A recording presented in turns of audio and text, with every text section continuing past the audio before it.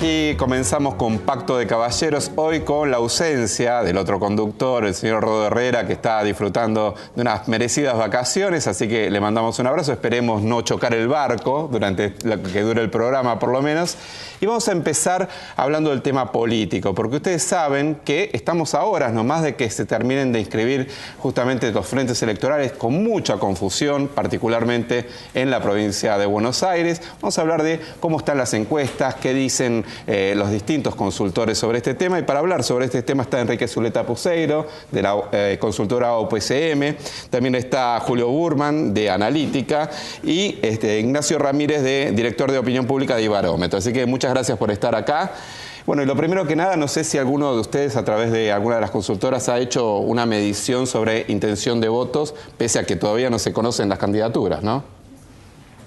Muy relativo esa pregunta, ¿no? En un momento de tanta transformación de los alineamientos. Hay un seguimiento, nosotros por lo menos lo tenemos, pero hay que relativizar esos resultados porque se está viviendo un proceso muy positivo. Por primera vez todos se agolpan, la puerta 2 es para consensuar, para acordar, no para romper, no para escrachar, no para destruir. Creo que hay un proceso interesante y en ese sentido yo creo que el sistema de partido no soy tan optimista como para decir que se ha reconstruido, sino que está en un trance positivo. Después de muchos años donde más bien estos nuevos newcomers o advenedizos o gente que llegaba para enfrentar, para confrontar, para colocarse contra el mundo. En este momento se pelean por estar adentro y por actitudes contemporizadoras. Incluso creo que esto es el hecho político del año.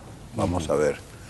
Las tendencias, el gobierno afronta una elección intermedia, con muchas dificultades, algunas vienen de la política económica, muchas de ellas, pero otras vienen también del desgaste propio de un gobierno cuyos instrumentos de intervención se han ido agotando y después la cuestión de la crítica a la corrupción, que no afectaba el voto, ha comenzado a afectarlo. Muy bien, a ver. No es un momento de confrontación, como decía Zuleta, pero sí es un momento de competencia. Lógico. Los dos temas fundamentales de esta elección de intermedia de octubre van a ser, en primer lugar, qué tan fuerte es el oficialismo. Ningún oficialismo puede sacar una elección intermedia demasiados votos. Nunca ningún partido supera el 40% en una elección intermedia. Pero bueno, cuánto va a sacar el oficialismo va a ser un tema a medirse. Y la otra es cuál de los fragmentos opositores va a estar en punta, ¿no? Y acá me parece que lo más interesante de estos últimos días de cierre de negociaciones tiene que ver con cuál de los opositores se está moviendo mejor que los otros, ¿no? Ahí yo creo, en primer lugar, que la UCR está jugando mejor que el PJ disidente y que el PRO en esta jugada. ¿Por qué? En primer lugar, pues la UCR está metido en todas las negociaciones importantes de todas las provincias. La UCR está expectante en Córdoba, en Mendoza, en Santa Fe está nuevamente renegociando el Frente Progresista, inclusive con más audacia. Está participando como la fuerza, de alguna forma, el bajo continuo de esta nueva neoalianza que se formó en la capital federal, que es probablemente lo más interesante de las últimas horas. Y bueno, la provincia de Buenos Aires sabemos que es un territorio muy esquivo para la UCR en este periodo, pero aún así puede llegar a ser una fuerza que compite, ¿no? Ignacio. A ver, coincido por supuesto que es temprano para hacer estimaciones. De cualquier manera se pueden bosquejar, digamos, algunas consideraciones. El kirchnerismo se aproxima a este escenario electoral provisto de posiblemente su principal activo, que es que el kirchnerismo se ha cristalizado como una identidad política. Es más que la suma de las partes, es más que una suma de ministros, es más que una suma de políticas públicas. En ese sentido, la categoría de imagen positiva o intención de voto es insuficiente para describir el tipo de acompañamiento que suscitan un porcentaje amplio de ciudadanos, que es más en clave de adhesión e identificación. En ese sentido ha conseguido un piso de acompañamiento, en este caso electoral, muy competitivo y en algún sentido inelástico a las candidaturas, digamos. Por supuesto, algunas candidaturas aseguran un mayor rendimiento electoral, pero en ese sentido ha sido favorable, digamos, la evolución de los últimos años en relación a la última elección de medio término, ciclo en el cual el kirchnerismo ha consolidado estos atributos de liderazgo, de cierta identidad en lo conceptual, etcétera. Y por supuesto tiene enfrente al desafío que marcaba él, digamos, por definición, ciertas características intrínsecas de las elecciones legislativas tienen que ver con la dispersión, digamos. En ese sentido el kirchnerismo enfrenta el desafío comunicacional de concentrar ese acompañamiento potencial.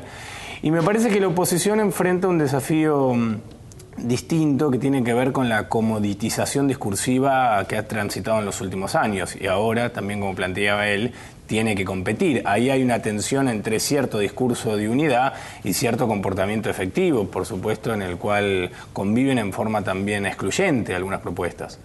Ahora, la oposición tuvo mucho rechazo, la lleva prácticamente 10 años de rechazo, donde la gente que se opone le tiene más rabia a la dificultad de la oposición para articular una propuesta que al propio gobierno, no compartiendo las ideas del gobierno. Ha habido épocas tremendas, muy recientes, todo el año pasado, por ejemplo, los sectores medios, críticos del peronismo, incluso no solo del kirchnerismo, tenían más rabia contra la oposición por su egoísmo, su narcisismo, su individualismo, que por las cosas que podía criticarle al gobierno. Y eso creo que fue una clave, me parece, para interpretar. Ustedes comentaban justamente, es una elección de medio término, obviamente esto tiene sus particularidades, es bastante distinto de cuando hay una elección presidencial. La última experiencia que hubo una elección de medio término fue la del 2009, donde al oficialismo no le fue bien, particularmente en la provincia de Buenos Aires, con Francisco de Narváez como liderando un sector de la oposición. ¿Puede repetirse un escenario similar para el gobierno en la provincia de Buenos Aires? En principio, y reiterando que es muy temprano para bosquejar, digamos, pronósticos, me parece que el escenario político es muy distinto al del 2009. De hecho, el kirchnerismo, independientemente de alguna de sus candidaturas, tiene perspectivas muy favorables, digamos, para mejorar su rendimiento en distritos importantes. De manera que, en principio, comparado contra la foto del 2009, pareciera ser mucho más favorable. Y probablemente siempre la lectura del resultado también se encuadra, se define, digamos. Ahí hay una competencia por la interpretación, digamos, del resultado. Porque una elección legislativa también tiene otra particularidad que envuelta en una cultura presidencialista, digamos, el resultado merece ser interpretado, digamos, y sobre todo el sentido del voto, digamos. Los ciudadanos no votan legisladores, digamos, votan algo en relación a la competencia discursiva que se da en el escenario electoral. No va a ser lo mismo que 2009 porque es otro contexto político, el kirchnerismo está en su peor momento en el 2009. Ahora hay algunas continuidades, ¿no? Vamos a tener, igual que en 2009, un escenario mucho más difícil para el gobierno en los distritos más grandes y fortaleza relativa en los distritos más chicos y el norte y el sur, sobre todo en el norte, que es el nuevo bastión electoral del gobierno. Y vamos a tener también una diferencia, me parece, en la provincia de Buenos Aires. Muchos de los movimientos que estamos viendo en los últimos tiempos da la impresión que el kirchnerismo tiene una idea diferente sobre cómo encarar la provincia, ¿no? Porque si fuéramos, como hay una hipótesis bastante avanzada que dice que es posible, a que haya dos listas oficialistas o semi o paraoficialistas, esto, como lo está viendo el kirchnerismo hoy, con la debilidad relativa de los fragmentos opositores, podría darle al kirchnerismo primer y segundo lugar, ¿no? Si contamos esta hipótesis posible. ¿Con la hipótesis Massa en juego es el planteo? O la hipótesis, digamos, Frente Renovador jugando. Hoy podría haber un escenario de dos listas kirchneristas con cierto éxito, ¿no? Bien. Una pregunta importante para hacer es, se ha hablado mucho en las últimas horas de la posibilidad que tanto en Capital Federal como en la provincia de Buenos Aires el electorado se reparta en tercios. ¿Esto es una realidad concreta o es simple especulación política? Bueno, tiene que ver un poco con la estructura de la política argentina. Es decir, es un sistema, como diría Sartori, a mi juicio, esto está debatido, hay toneladas de cosas escritas. Yo creo que es un sistema no de bipartidismo imperfecto, es un sistema de pluralismo que tiene una cultura política a la europea, con grandes divisiones, grupos, facciones, 5 radicalismos, 7 peronismos. A la hora electoral se polariza en 2 grandes fuerzas políticas, salvo en ciertas elecciones cruciales, la del 83 fue una de ellas, esta puede llegar a ser la del 2015, en el cual hay 2 grandes fuerzas que compiten sobre el centro del electorado. Y hay 2 o 3 pequeñas fuerzas que tratan de buscar sus propias identidades por el costado, hacia el centro derecha y hacia el centro izquierda. Ese es un sistema, yo creo, más proporcionado, es el sistema que respeta mejor, refleja mejor una cultura política diversa, heterogénea, insisto, no a la americana, sino a la europea.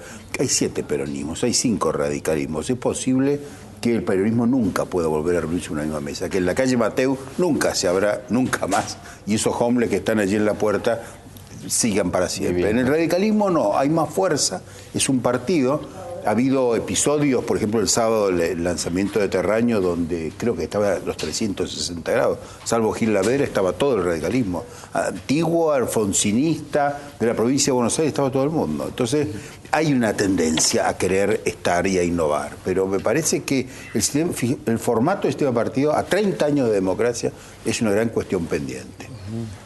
Una característica que tiene la oferta que se está armando para estas próximas elecciones es que casi todos los candidatos relevantes pertenecen o pertenecieron al kirchnerismo, lo cual le da un formato muy particular. El peronismo disidente, o kirchnerismo disidente, tal vez podemos llamarlo, que se formó en Córdoba el 1 de mayo, salvo de Narváez, todos habían formado parte de la coalición. Lo que se presenta ahora en Capital, va a haber una gran cantidad de exfuncionarios kirchneristas que participan como precandidatos. En el FAP sabemos que hay algo parecido. En fin, lo que hay es una gran presencia de kirchneristas, ex-kirchneristas, post-kirchneristas o kirchneristas moderados en toda la discusión. Y hasta que no se reduzca... Kirchnerista de claro, Kirchner. No de Kirchner. Está esta cuestión también del nestorismo versus cristianismo. Claro, claro eso. Los kirchneristas moderados o neokirchneristas como presunta sucesión. Hasta que no se resuelva toda esta gran... oferta pseudo-kirchnerista, creo que va a ser difícil establecer cuáles son los límites de los partidos, ¿no? Muy bien. A los tres, muchísimas gracias por haber venido. Es interesante, seguramente lo vamos a volver a convocar, porque aparte, después de las PASO, también tenemos la carrera hacia octubre, así que muchísimas gracias por estar, muy amables. Vamos a ir a una pausa ahora. En un ratito va a estar Martín Sabatella, el titular del AFCA, hablando aquí en CN23 con Pacto de Caballeros, hoy sin Rodó Herrera.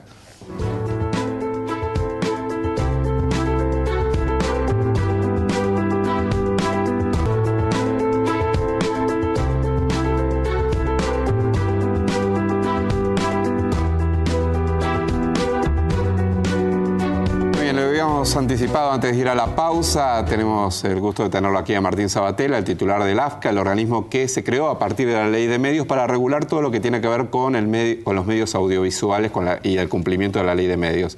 Martín, un tema fundamental porque tiene estricta actualidad, tiene que ver con un fallo que hubo de la justicia ordenando a Cablevisión que justamente cumpla con la grilla establecida por la ley de medios, ¿no? Ustedes han hecho del AFCA una presentación judicial, ¿nos podés contar un poco de qué se trata? Bueno, lo que hicimos ayer es una denuncia penal a la empresa Cablevisión del Grupo Clarín por desobediencia a las órdenes de la justicia. O sea, la justicia en varias oportunidades le dijo a Cablevisión, al Grupo Clarín, que tenía que cumplir con la resolución del AFCA que establece, bueno, la grilla, el ordenamiento de la misma, que para que se entienda que es, bueno, una cantidad de canales o de señales que están obligados los cableoperadores a pasar, ¿no? Entonces, la ley determina que los canales de noticia, todos los cableoperadores, por ejemplo, tienen que pasar. Y después, canales públicos que son de interés, como, por ejemplo, Inca TV o el canal infantil Paca Paca, o los canales de noticias CN23, 360, Argentinísima, bueno, distintas señales que en una resolución se establece que todos los cableoperadores tienen que cumplir. En realidad, Cablevisión cuestiona esta resolución en la justicia, y lo que la justicia le dice es, por una medida cautelar a favor del AFCA, que tienen que cumplir, mientras se resuelve la cuestión de fondo o hasta que se resuelva la cuestión de fondo, tienen que cumplir con la grilla. Eso en mayo del año pasado, la justicia le dice que tienen que cumplir la resolución. En junio del año pasado lo mismo, y en julio lo repiten. 3 meses consecutivos hay órdenes judiciales, en algunos casos intimándolo en 72 horas, otros agregándole también sanciones económicas, pero la justicia le dice que tiene que cumplir. Bueno, el no cumplimiento de una orden judicial está tipificado en el Código Penal, de 15 días, creo, a 1 año de prisión. Lo que estamos nosotros diciendo es, tiene que cumplir, y estamos haciendo una denuncia ayer por desobediencia. Y lo que vos planteás es cierto, la Cámara la semana pasada ratifica que Cablevisión tiene que cumplir con la grilla, y además también ratifica la sanción económica, que igual, más allá de que tampoco cumple, pero aún pagando la multa, para hablar claro, eso no lo exime de la responsabilidad penal de desobediencia a la justicia, y por supuesto tampoco lo exime del cumplimiento de la grilla. Así que eso es lo que hemos hecho. La verdad es que Cablevisión, una vez más, demuestra la empresa, el Grupo Clarín, ¿no? Lo que demuestra es que se burla de la justicia, de los poderes del Estado, de las instituciones de la democracia. Se pasan hablando de la República, de las instituciones, de la ley, y se dedican a burlarla. De la misma manera que se burlan de los ciudadanos y ciudadanas de este país, privándole una cantidad de medios y de contenidos audiovisuales, por lo tanto, lesionando la libertad de expresión, lesionando el derecho a la comunicación, lesionando el derecho a la información. Bueno, es esta actitud desafiante de la democracia que tiene esta corporación que ha estado acostumbrada a que durante muchos años podían hacer lo que querían. ¿Cuál ha sido la argumentación de Cablevisión para no afrontar justamente lo que le ha dicho la justicia? Bueno, hoy salió un pirulito, ¿no?, en Clarín que explican, que cuentan que hicimos la denuncia y cuentan los motivos del por qué ellos no cumplen, que dicen que no tienen factibilidad técnica, o sea, como que dicen que no entra, para hacerlo sencillo, tienen tanta cantidad, no entran, que para poner lo que el AFCA ordena tendrían que sacar otras. Ahora, la verdad es que si tienen que sacar otras para cumplir con la ley, lo tienen que hacer, si fuera eso, y si no, tendrán que invertir para ampliar la capacidad de señales que puedan generar desde su sistema. Ahora, si tienen que cumplir con la ley, tienen que cumplir, y por lo tanto, si vos tenés que sacar una señal para poner una que la ley te obliga, lo tenés que hacer como cualquier actividad regulada y como cualquier exigencia que tiene para alguna actividad. O sea, digo, estoy diciendo una pavada, pero si vos ponés un negocio y te obligan a tener un matafuego, no puedes decir que no tenés lugar para ponerlo. Tenés que tener y ponerlo. O sea, no es que si, bueno, lo voy a ocupar con otra cosa.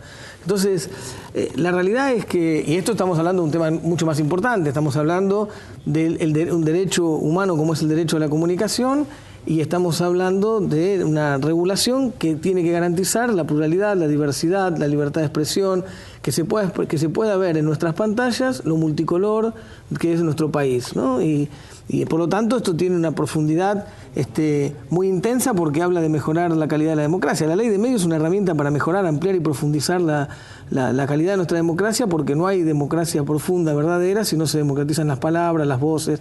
Pero insisto, más allá de este argumento, en realidad lo que hacen es mostrarse que pueden desafiar la ley y que pueden desafiar las instituciones también. Porque, insisto, están acostumbrados a hacerlo. Durante muchos años están acostumbrados a llamar presidentes, a llamar por teléfono a gobernadores, a diputados, a senadores, decirles lo que tienen que hacer. Y si no, extorsionar con que van a sacar tal tapa de diario, 1, 2, 3 o 4. Hubo momentos donde se hablaba cuántas tapas resistía un gobierno. Bueno, están acostumbrados a eso. Están acostumbrados entonces a actuar de esa manera, de la misma manera que construyeron su poderío económico también, ¿no? Con vínculos con la dictadura cívico-militar, con vínculos con la década del 90 y extorsionando a los cable operadores en las provincias con el monopolio del fútbol, fundiéndolos y comprándolos fundidos. Quiero decir, están acostumbrados a eso. Lo que tienen que entender, y es lo que no resisten, lo que no aceptan, es que no mandan más. Que en la Argentina no mandan más las corporaciones. Manda quien tiene que mandar, que es el pueblo a través de sus representantes. Y hoy se decide en la Casa de Gobierno y en el Parlamento, y no en la oficina de un CEO de una corporación. Y eso es un rasgo de identidad constitutivo del proyecto político que gobierna la Argentina, y esto es un rasgo de identidad fundado el 25 de mayo del 2003 cuando asume Néstor Kirchner. Hoy las corporaciones no deciden el rumbo de la Argentina. Martín, ¿en qué instancia está hoy el fallo o la discusión judicial sobre los artículos que faltan todavía implementar de la ley de medios a partir de esta presentación del Grupo Clarín? Bueno, lo que hace al Grupo Clarín está en la Corte. Nosotros, es importante también decir, la ley de medios tiene dos grandes ejes. Uno, que es la generación de nuevas herramientas comunicacionales, nuevas radios, nuevos canales, nuevos señales, nuevas productoras de contenidos audiovisuales en el conjunto del territorio nacional. Tiene un profundo carácter federal para que nuestro pueblo pueda tomar la palabra en el conjunto de nuestra patria. Y eso está en marcha, y eso hay muchísimas cosas muy positivas. Nuevas radios o canales en las provincias, en los municipios, en las universidades, en las escuelas, en los pueblos originarios, porque tratando de avanzar en cumplir el 73% también de organizaciones populares, comunitarias, sin fines de lucro. O sea, hay un avance importante en las nuevas herramientas. Y otro capítulo de la ley, otra parte importante, es los artículos que hacen a enfrentar las tendencias monopólicas, las posiciones dominantes, la concentración mediática que lesiona la libertad de expresión. Por lo tanto, la ley le pone un límite a la tenencia de medios. Ese capítulo, hay que decir que todas las empresas, menos el Grupo Clarín, presentaron su plan de adecuación voluntaria. O sea que la ley está en marcha, a pesar del Grupo Clarín, está en marcha, tanto para la generación de nuevas herramientas como para la adecuación de todos menos el Grupo Clarín, que está, eso sí, por supuesto, en la Corte. Ahora vos fijate en relación a lo que decíamos antes.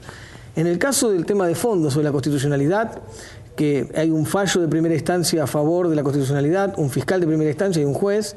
Hay un fallo, también una resolución del fiscal de Cámara, y hay una Cámara que establece la inconstitucionalidad de algunos incisos, que para nosotros es un fallo vergonzoso, porque está hecho a la medida de Clarín, y hay una medida cautelar que protege al Grupo Clarín hasta que se decida la cuestión de fondo y digamos, nos limita a nosotros de poder continuar la transferencia de oficio que iniciamos el día que notificamos a Clarín en su sede. ¿Y qué hacemos nosotros? ¿Qué hace el Estado? ¿Qué hace el gobierno? ¿Qué hace el AFCA? Acatar esa cautelar y por lo tanto no continuar la transferencia de oficio hasta que resuelva la cuestión de fondo. En el caso de la grilla, la cautelar a favor nuestra le obliga al Grupo Cablevisión, a Clarín, a cumplir la grilla. Y por lo tanto, ellos no están acatando la resolución de la justicia. Queda claro entonces que cuando hablan de la ley, del respeto a las instituciones, de la democracia, es absolutamente falso. Lo prueba su historia y lo prueba también este presente. Martín, vos mencionabas recién que la otra parte que sí se puede cumplir ya de la ley de medios tiene que ver con, por ejemplo, ese 33% destinado a organizaciones sociales de espectro radioeléctrico. ¿Cómo está avanzando eso? Digo, ¿se acercan, por ejemplo, radios de pueblos originarios? ¿Ustedes son, digamos, plausibles de escuchar nuevas voces en ese sentido? Por supuesto que esto también incluye un trabajo técnico que es, hay zonas de conflicto en la Argentina en lo que hace al espectro, porque hay muchos lugares donde hay que ordenarlo, porque se pisa el espectro, porque hay situaciones provisorias, hay situaciones para que se entienda, de espectros, hay una cantidad de frecuencias, hay una cantidad finita, o sea, no entra más de lo que se puede, y eso hay que ordenarlo de alguna manera. También, entre otras cosas, para cumplir ese 33%. Y ahí también, para cumplir la ley, es cierto que en algún caso habrá algunos que tendrán que dejar de estar para poder que tengan que estar otros, hasta también que se puedan hacer las modificaciones tecnológicas que puedan ampliar la capacidad. Entonces hay zonas de conflicto donde es más difícil, zonas de conflicto en el sentido de que técnicamente es más difícil, y hay otras zonas que no, y se avanza más rápido, pero en todas se está avanzando. Y lo que es cierto es que hay realidades concretas, hay cantidad de nuevas emisoras radiales, televisivas, de organizaciones populares comunitarias sin fines de lucro, como también de pueblos originarios, como universidades, como escuelas, y esto, digamos, es un dato de la realidad. Además hay cientos, por ejemplo, de horas, o miles en este caso, de horas de producción de contenido audiovisual, fruto también de la exigencia de la ley de que hay un porcentaje de contenido audiovisual nacional, local o independiente. Esto ha generado que nuevas productoras generen nuevos contenidos. Digo, hay un efecto importante que se ve en el conjunto del territorio nacional y sobre todo en las provincias o en los lugares donde no existían estas herramientas, donde un compatriota podría prender la radio y decir que llueve, o escuchar que llueve porque llovía acá en la 9 de julio o en el Obelisco, o hace frío o calor según lo que pasaba acá en Plaza de Mayo, y nada que ver con su realidad. En los lugares donde de verdad no había herramientas o esa situación estaba más alejada, el impacto se empezó a ver con mucho más fuerza, ¿no? Martín. Y eso es sumamente importante, porque eso es democratizador de verdad de la palabra y hace a nuestros rasgos de identidad, a que se pueda expresar nuestras tradiciones, cultura, matices, tonadas. Digo, esa es la realidad de la Argentina, diversa, plural, rica, y bueno, todo eso se tiene que poder expresar. Es como empezar a vernos nosotros y no siempre a otros en esas pantallas, digo, porque no tenía que ver con nuestra realidad. Martín, no sé si es justamente el área de incumbencia del AFCA, pero tiene relación con esto. ¿Se ha planteado alguna discusión en torno a una ley de regulación de los medios públicos? No, a ver, lo que vos tenés es la Ley de Servicios de Comunicación Audiovisual, sí, que incluye también cuestiones vinculadas a los medios públicos, pero no hay una cuestión particular. No, te pregunto porque hay algunos países que han regulado especialmente el tema de los medios públicos, el acceso por concurso. No conozco que en el Parlamento estén debatiendo eso o que haya alguna propuesta, no conozco. Te paso al tema político. A ver, estamos cerca de las elecciones legislativas. Hay una mirada, una gran incógnita de qué puede pasar hacia el 2015. Cristina Kirchner ha manifestado que no es su intención modificar la Constitución Nacional. Vos venís de otro espacio, pero te has sumado a un proyecto político a nivel nacional. ¿Cómo te imaginas el 2015? ¿Cómo te imaginas una sucesión? A ver, nosotros, primero esta definición de nosotros, que vos decías, nosotros, nuestra fuerza, el Nuevo Encuentro, que es un frente de distintas organizaciones políticas, el Nuevo Encuentro hoy es una de las fuerzas políticas que pertenecen al mundo kirchnerista liderado por la Presidenta de la Nación. Nosotros nos definimos claramente como kirchneristas, el kirchnerismo digamos, ha generado en nosotros y en muchos otros y otras un acercamiento, digamos, gradual, de a poco te fuiste enamorando y evidentemente queda claro que este proyecto es el proyecto que enamora a muchísimas organizaciones del campo nacional, popular y democrático de la Argentina, y nosotros somos una de ellas. Por lo tanto, hoy el nuevo encuentro, más allá del proceso que hubo de pertenencia al kirchnerismo, nosotros somos hoy una de las fuerzas políticas que componen este universo tan amplio del kirchnerismo que lidera la Presidenta de la Nación. Y como tal, como parte de este proyecto, obviamente toda nuestra estructura militante, nuestros dirigentes, nuestra fuerza, nuestra historia, nuestra construcción, está puesto al servicio del proyecto nacional que fundó Néstor Kirchner y que lidera la Presidenta. Y lo que vemos es, sinceramente, hay un proyecto que puso a la Argentina de pie. Sinceramente creo que cuando se habla de la década ganada, me parece que eso es algo que resume extraordinariamente lo que ha pasado estos años. La década ganada en términos de que hay otro país, no creo que hay un antes y después profundo de ese 25 de mayo del 2003, que construye nuevos paradigmas, que construye nuevos valores, que recupera el rol del Estado, que recupera el valor de lo público, que piensa el futuro desde la integración regional, que piensa el futuro también desde la memoria, la verdad y la justicia, o sea, pensando que ese futuro habita en esa memoria, en esa verdad y en la justicia, que tiene un proyecto político que tiene impacto económico, social, cultural, como dice la Presidenta, y que eso se basa en la producción, el trabajo, en el consumo popular, en el mercado interno, como círculo virtuoso de ese crecimiento con inclusión social. Creo que es una Argentina que se puso de pie, que recuperó la soberanía, la autoestima, la esperanza, el volver a sentirnos parte de un proyecto común, con un rasgo de identidad fuertísimo, interesantísimo, que es recuperar el valor de la política, recuperar el valor de la militancia, el valor del debate de las ideas, y eso creo que es lo que volvió a enamorar. Insisto, creo que hay miles y miles de hombres y mujeres, militantes históricos que habían sido engañados, frustrados o traicionados en distintas experiencias políticas, u otros miles que nacen a la política hoy, que volvieron a enamorarse, nos volvimos a enamorar de la política como herramienta de cambio. Yo creo que eso es lo que hay que defender, y es un rumbo que no tengo ninguna duda que va a continuar marcando los próximos largos años de la Argentina. Más allá del rol de la Presidenta de la Nación. Yo digo, hoy nos está discutiendo quién va a ser el candidato o candidata en el 2015. Lo que no tengo ninguna duda es que ese es un movimiento político que el liderazgo de Cristina es fundamental, en el lugar que sea, es fundamental porque es indiscutiblemente la líder natural de este momento histórico de la Argentina, que insisto que es momento fundante de una nueva etapa del campo nacional y popular en nuestro país. Te cambio la pregunta entonces, que tiene que ver con esto, ¿no?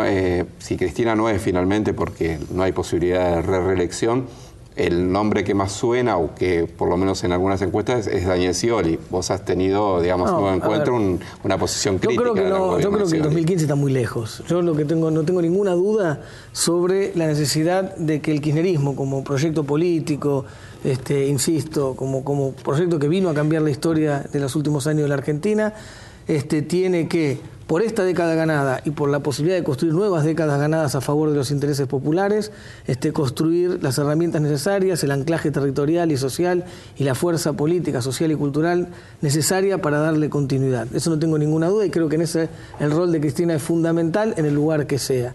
Después vamos a preguntarse una opinión sobre Daniel Scioli. Yo ya le he dado infinidad de veces, digamos, no hay ninguna novedad en que yo no comparto, y creo que tenemos profundas diferencias, y que creo sinceramente que no expresa bajo ningún punto de vista lo mismo que expresa el rumbo transformador de la Argentina. Creo que no tiene que ver con las mismas cuestiones, creo que no tiene otros rasgos de identidad, creo que está parado sobre otras ideas, principios y valores, por lo tanto yo creo que no expresa. Ahora, una cosa es Scioli dentro de un dispositivo conducido por Néstor o Cristina, y otra cosa es Scioli, como vos planteás, cabeza de... Bueno, ahí yo no comparto, porque creo que no expresa lo mismo bajo ningún punto de vista. Te interrumpo un minuto porque hay una noticia de último momento que me están avisando aquí desde el control.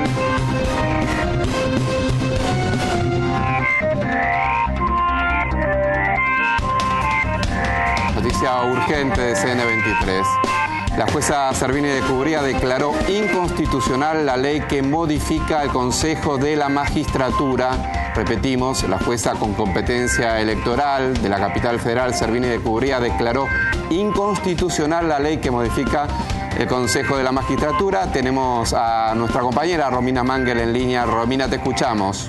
¿Qué haces, Gabriel? Acabo de confirmar con la jueza electoral María Romilda Servini de Cubría, firmó en la causa Rizzo la inconstitucionalidad de la reforma del Consejo de la Magistratura, y esto es importantísimo y cambia el panorama porque es la primera decisión que se toma sobre el fondo de la cuestión. Todas las cautelares que habían salido eran justamente medidas cautelares. En este caso en particular, después vamos a ampliar, no tuve la posibilidad de acceder porque lo estaban terminando al fallo, pero confirmado por la propia jueza que dictó la inconstitucionalidad de la reforma al Consejo de la Magistratura en el planteo, insisto, que hizo quien está al frente del Colegio de Abogados. Estamos hablando de Jorge Rizo, y esto, insisto, cambia absolutamente el panorama porque ya hay una decisión de fondo que se toma desde la justicia, en este caso electoral. O sea, Romina, a diferencia de otros fallos que hubo, en cierta medida poniendo un paraguas a esta decisión, ¿esta va sobre el fondo de la cuestión?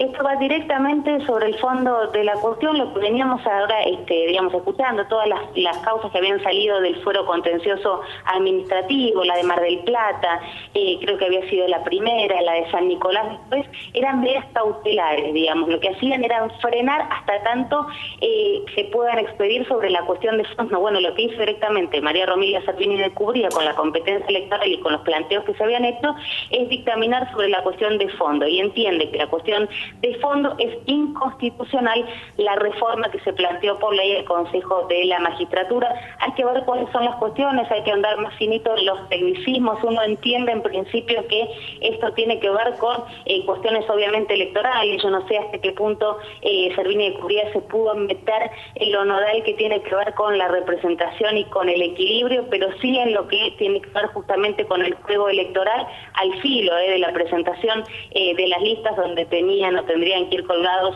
los consejeros. Bueno, Servini de Cubría está diciendo que es inconstitucional, y eso también cambia porque la Corte Suprema de Justicia de la Nación, y lo había dicho de su presidente Ricardo Lorenzetti, lo que estaba esperando era una cuestión de fondo. La Corte no trata cautelares, digamos, esperaba que algún juez expidiese sobre la cuestión de fondo. Bueno, ya es la primera cuestión de fondo, no descartemos esta semana que haya otra, y se intuye que es del fuero contencioso administrativo, pero esta es importante, es la que va a colar, digamos, mañana, que va a estar probablemente, si llegamos, los colegas llegan por la hora, en los diarios de mañana, pero la decisión es importante, es la que se estaba esperando, y cambia, insisto, radicalmente el panorama de lo que había hasta ahora, que eran medidas precautorias, cautelares. Bueno, Servini dijo inconstitucional sobre la cuestión de fondo. Romina, bueno, muchísimas gracias por la información, una información muy importante. Gracias. No, de nada, les mando un abrazo. Bueno, Romina Mangel es nuestra compañera ahí dándonos esta información, este fallo de la jueza Servini de Cubría declarando de fondo la inconstitucionalidad de esta ley. Recordemos que esta discusión también tiene algún punto de contacto con el tema de la discusión por la ley de medios, ¿no? Porque en definitiva las trabas que hubo a partir de las cautelares para la aplicación absoluta motivaron también esta discusión más allá de otros casos particulares. ¿Tenés una opinión sobre esto que está pasando? Acabo de verlo junto con vos, sí. Por lo tanto, bueno, obviamente yo estoy a favor de las modificaciones que se hicieron, las leyes que salieron en el Congreso, y este paquete de medidas que hacen a la democratización de la justicia y a la participación popular en la elección del órgano político de la justicia, como es el Consejo de la Magistratura. Así que no conozco cuáles son los argumentos de la jueza, pero bueno, no estoy de acuerdo con que se haya planteado la inconstitucionalidad. El Servicio Jurídico del Gobierno del Estado evaluará y veremos cómo seguirá la cosa. Pero lo que sí vos decías con respecto al tema de la justicia, no tengo ninguna duda que hay que mejorar la calidad de la justicia, transformarla, mejorarla, y que tiene que democratizarse, y que hay, vos lo querías vincular o lo hablabas en relación a la ley de medios, el motivo por el cual la presidenta plantea las reformas en la justicia y la modernización de la justicia no es por la ley de medios, es por un montón de otras cosas, pero también es cierto que la ley de medios es un ejemplo de cómo actúa la justicia. Lo que es absolutamente cierto que vos tenés una ley del Parlamento Nacional de la Democracia Argentina, votada hace más de 3 años y medio, frenada por una medida cautelar en su aplicación integral, o sea que no se puede aplicar integralmente porque hay medidas cautelares. Y también es cierto que la justicia tiene la facultad de revisar la constitucionalidad de una ley, pero que esto lesiona también, que durante más de 3 años y medio no se resuelva, lesiona a las instituciones, porque hay que partir de la presunción de constitucionalidad de toda ley hasta que un juez diga lo contrario, porque si no, no hay orden jurídico posible. Entonces, y creo que esto hace mucho daño. Por eso no se modifica por esto, pero sí lo que pasó con la ley de medios, lo que pasa es una demostración de cómo hay que mejorar el funcionamiento de la justicia en la Argentina. Muy bien, Martín, muchísimas gracias. No, gracias a vos. Perdonanos la interrupción, pero favor. la información tenía que ver con un hecho de estricta actualidad y mucha importancia, virando también lo que las elecciones van a ser dentro de muy poquito y se pretendía que se elijan a los miembros del Consejo de la Magistratura. Bueno, vos me estabas hablando hace un rato de qué va a pasar en 2015. En 2015 falta mucho. Lo que está claro es que el proyecto nacional va a ganar en el 2013. Bueno, muchísimas gracias, Martín Sabatella. Ahora, en un ratito volvemos a un debate económico importante para la República Argentina. Después de la pausa seguimos en Pacto de Caballeros.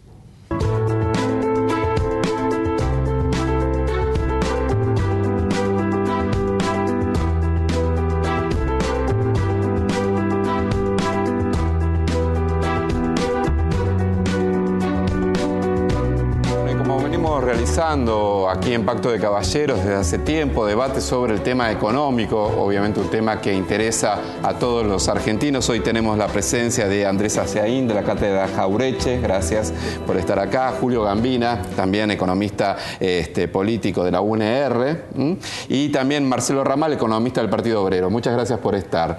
Bueno, primero que nada empecemos con un tema que está en mucha discusión que tiene que ver con el control de precios, el congelamiento de precios. ¿Cuál es tu opinión?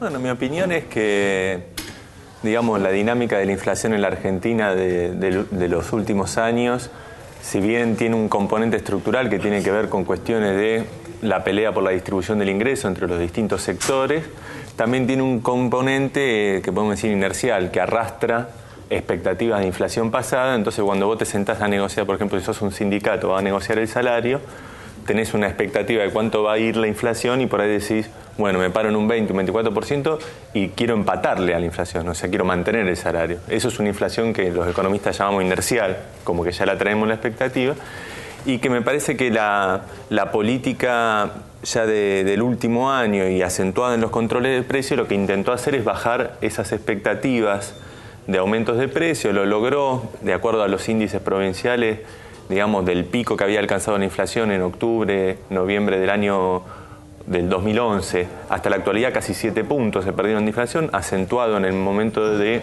los acuerdos de precio, en el contexto de la negociación paritaria, que cerraron más o menos en un 23-24% y lo que daría, de acuerdo al índice de provincia, que está 4 puntos más o menos arriba de los niveles de aumento de precio. Por lo tanto, se logró, con niveles de negociación paritaria menores, mantener el incremento de los salarios reales, o sea que vos cuando vas y cobras los aumentos, sea un aumento real por encima de la inflación, pero sobre un nivel de nominalidad menor. Me parece que apuntó a eso, a tratar de lograr contener los precios sin caer en las políticas, digamos, de los sectores que por ahí apuntan a una apertura importadora que genere quiebre de industria y desempleo para frenar de esa manera los aumentos de precio, para que los trabajadores no tengan capacidad de negociar aumento de salario porque hay el miedo al perder el puesto de trabajo, como se aplicaba en otros momentos, sin apelar a una reducción del gasto público que paralice la obra, que genere desempleo en la construcción, digamos,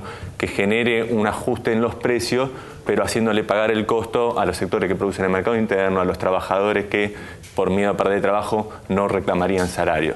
Se logró, dentro de todo, desacelerar la inflación, manteniendo una política de tratar de conservar el empleo, la mejora de los salarios reales, sin resignar el papel del Estado en la economía, haciendo obra pública y relanzando la actividad económica. Y en ese sentido creo que fue relativamente exitoso, ¿no? Como una política igual coyuntural, ¿no? Planteándola.